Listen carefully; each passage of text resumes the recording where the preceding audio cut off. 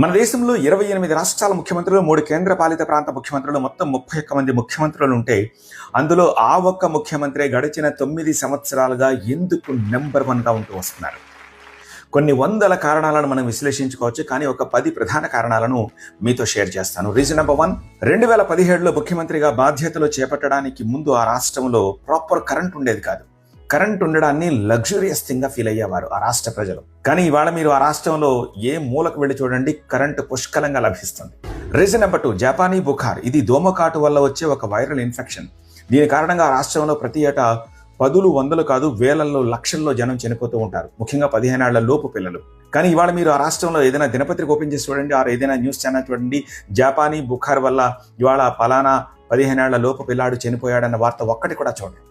Reason number 3, goonda raj, mafia raj. ఆయన అధికారం చేపట్టడానికి ముందు ఆ రాష్ట్రంలో ఎలాంటి పరిస్థితులు ఉండేవి తెలుసా?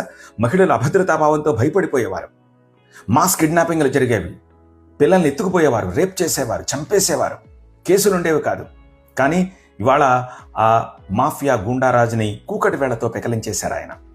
Reason number 4, 1 district 1 product. ఈ స్కీమ్ తోటి దేశవ్యాప్తంగా కాదు గ్లోబల్గా ఆ రాష్ట్రం డెవలప్ అయ్యేలా చేశారు. రీజన్ నెంబర్ 5, 2017లో ఆయన అధికారం చేపట్టిన తర్వాత ఆ రాష్ట్రంలో స్టేట్ హైవేస్, నేషనల్ హైవేస్ వేరే ఏ రాష్ట్రంలోనూ డెవలప్ అవనంతగా ఆయన అక్కడ డెవలప్ చేశారు. Reason number 6, Kashi, Ayodhya, Mathura, Brindavan. ఈ టెంపుల్స్ అన్ని ఆయన అధికారం చేపట్టడానికి ముందు ఎలా ఉన్నాయి, అధికారం చేపట్టిన తర్వాత ఎలా అయ్యాయి. రీజన్ నెంబర్ 7, కరెంట్ వచ్చి ఇన్ఫ్రాస్ట్రక్చర్ డెవలప్ అయ్యి ప్రోడక్ట్ డెవలప్ అయితే కంపెనీస్ రాకేం చేస్తాయి. వందల వేల సంఖ్యలో కంపెనీస్ వచ్చాయి. ప్రతి ఒక్కరికి గవర్నమెంట్ ఉద్యోగం ఇవ్వడం సాధ్యం కాదు. అలా అని చెప్పి చేతులు ముడుచుకొచ్చాలేదు.